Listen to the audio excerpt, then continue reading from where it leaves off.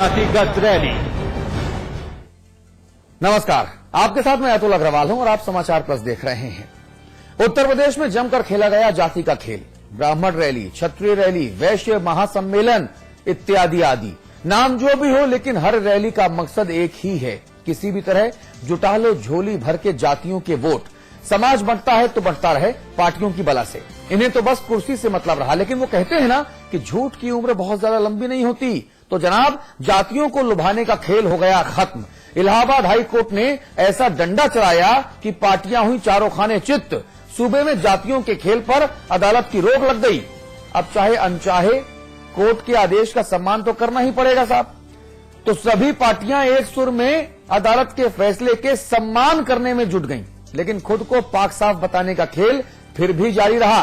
पार्टियां बताने में लग गईं कि ना भैया, हम तो इस खेल में कभी शामिल थे ही नहीं, हम तो साफ सुथरी राजनीति के पैरोकार हैं। वो तो दूसरा था, ये जो तमाशा करता था। कमाल है साहब, सारा देश जिस खेल को खुलेआम देखता था, खुला खेल फर्रुखाबादी, अब उसी खुले खेल से पार्टियां साफ साफ कन्नी काट रही हैं। ये है राजनीति और ये है उसका रंग। इस मुद्दे पर बात करेंगे। अमिताभ अग्निहोत्री जी हमारे साथ हैं, आप हमारे प्रबंध संपादक हैं, आपको लखनऊ लेकर चलेंगे।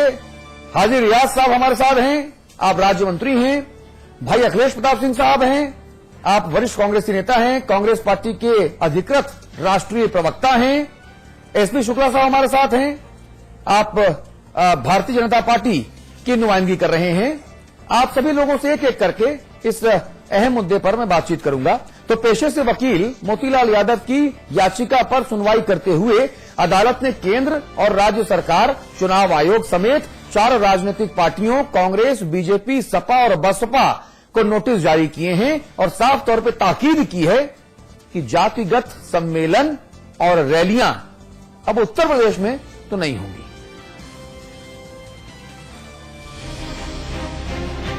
राजनीतिक दलों का एक ही मंत्र है, जीतना है सत्ता का मैच। तो खिलाड़ी हो ना हो, दर्शकों को फिक्स करना जरूरी है। राजनीति में दर्शक माने वोट, तो सत्ता के मैच में हर टीम अलग अलग जाति के दर्शकों को फिक्स करने के लिए जमकर पसीना बहाती है।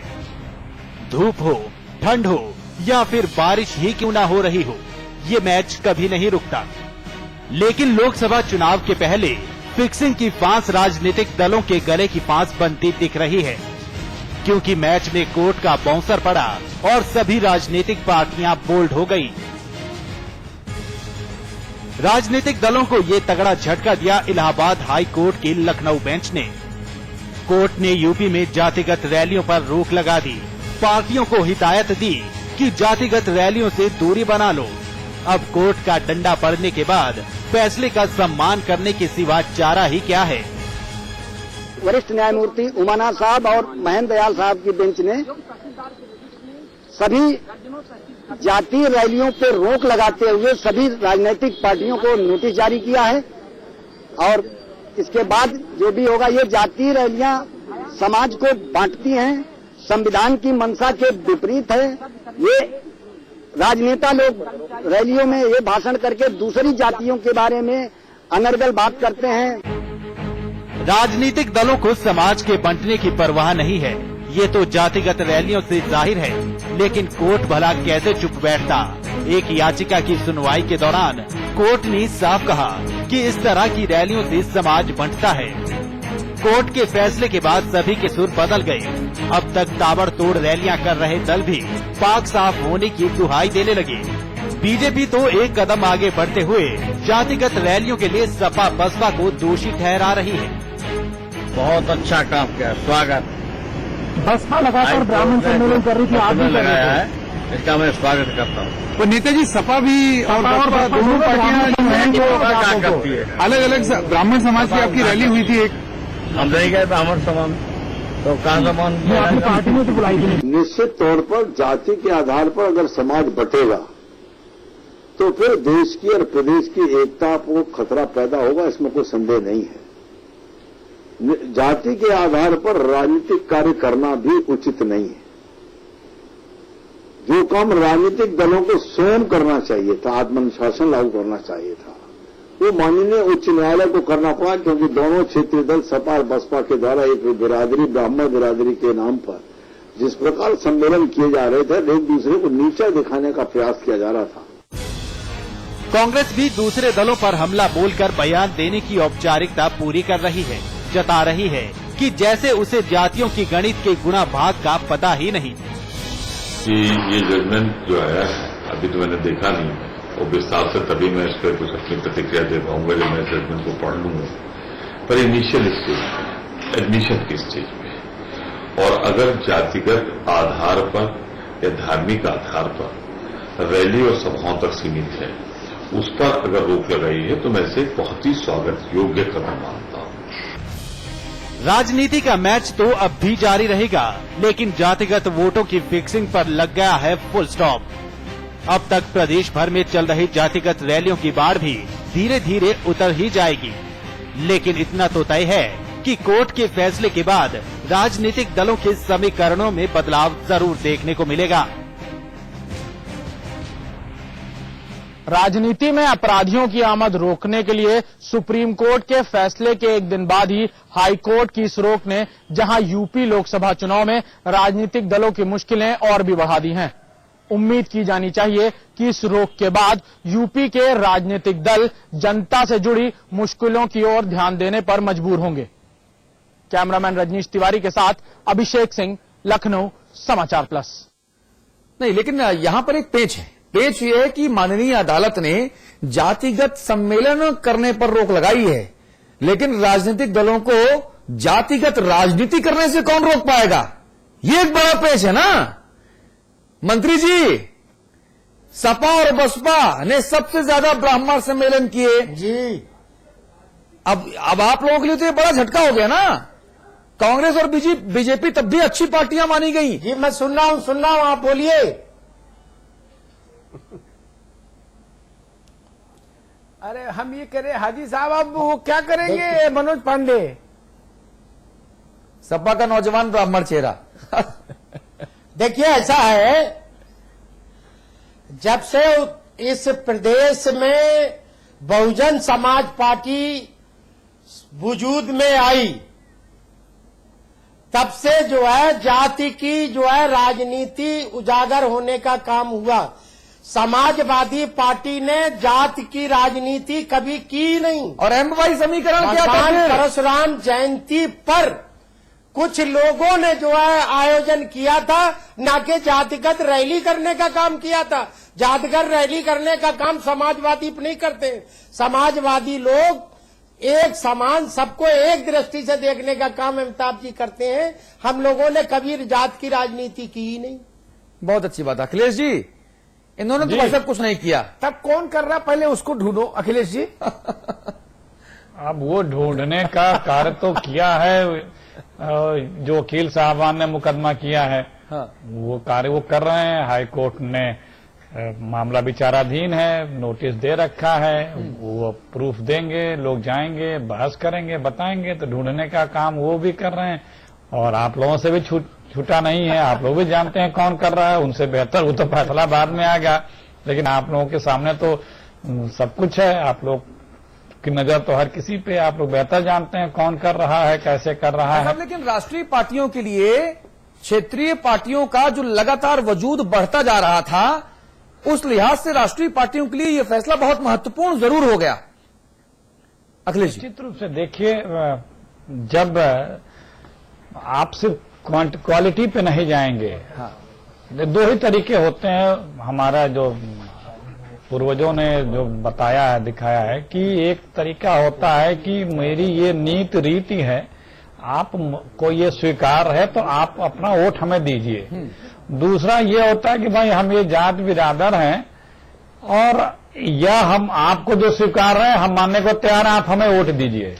तीसरा कोई तरीका वोट मांगने का नहीं होता है। लेकिन जो आइडियोलॉजी की बेस पार्टियां हैं, वो अपने कामों पे या अपने कार्यक्रमों के पे ज्यादा जोर देती हैं, और जो रीजनल और सब रीजनल पार्टियां हैं उन्हें अपना आप को इमर्ज करना है।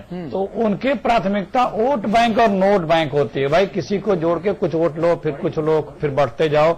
और जितने भी हिंदुस्तान में 20-25 साल में राजनीतिक दल सब रीजनल या रीजनल पार्टियां इमर्ज की इसी के आधार पे उभरी हैं। बाद में भले चल करके उन्होंने ये कहा होगा हम सबको लेके चलेंगे, हम सबकी बात कर रहे हैं, और उस फ्रेम से बाहर निकलने का प्रयास करती रहती हैं। देखिए प्रश्न यहाँ पे ये खड़ा होता है, जो हमें समझ में आता है कि अदालत में क्यों गए होंगे, अदालत ने क्यों संज्ञान लिया होगा।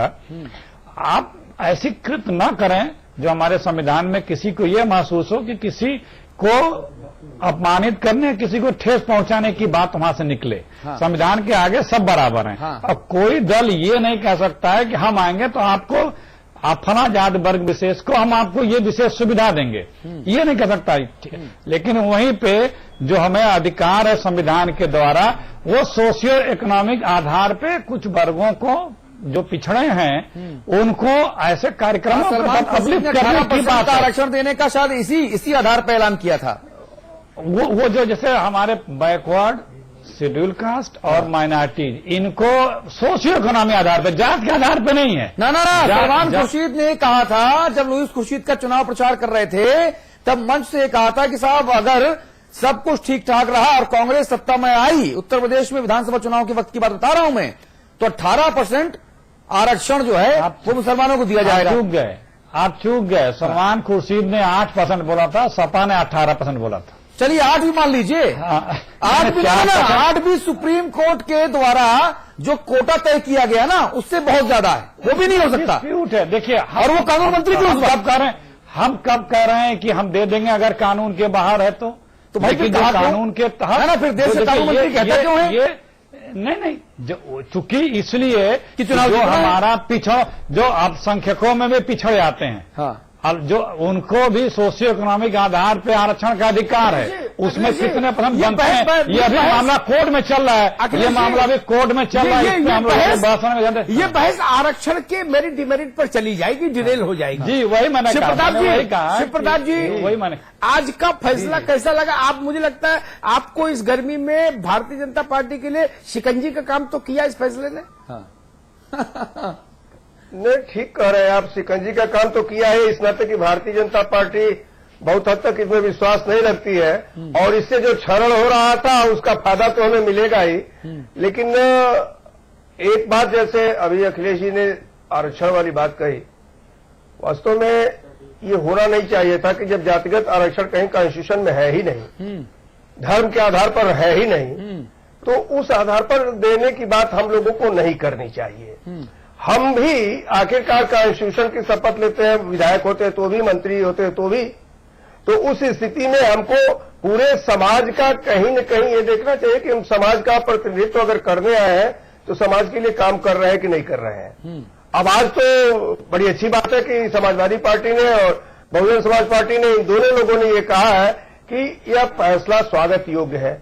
अभी कल तक सतीश मिश्रा और मायावती जी बड़े जोर शोर से, अब इस समय तो ब्राह्मण सबसे बड़ा वोटर हो गया। ब्राह्मण सम्मेलन, मुसलमान सम्मेलन, दलित सम्मेलन, महादलित सम्मेलन, वैश्य सम्मेलन, अब मुसलमानों में भी पसमानदा सम्मेलन होने लगा है। हाँ।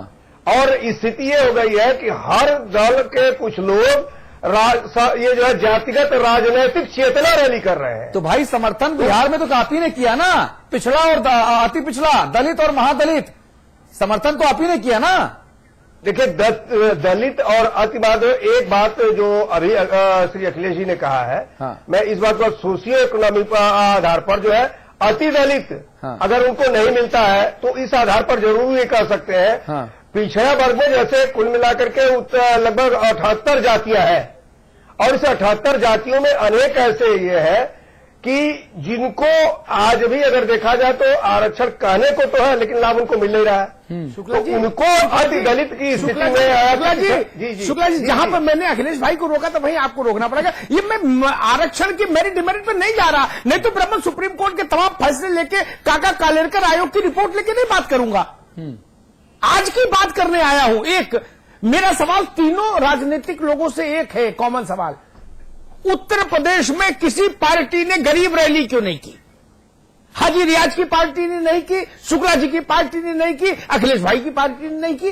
मंत्री जी, ठाकुर रैली, बनिया रैली, कायस्थ रैली, काछी रैली, कुर्मी रैली, कोयरी रैली, तेली रैली, तमोली रैली, सबका डाली, गरीब रैली क्यों नहीं की? ये सवाल है। आरक्षण की बहस में अभी नहीं जाएंगे। मंत्री जी पहले मंत्री जी पहले। अच्छा, पहले मंत्री जी चलिए।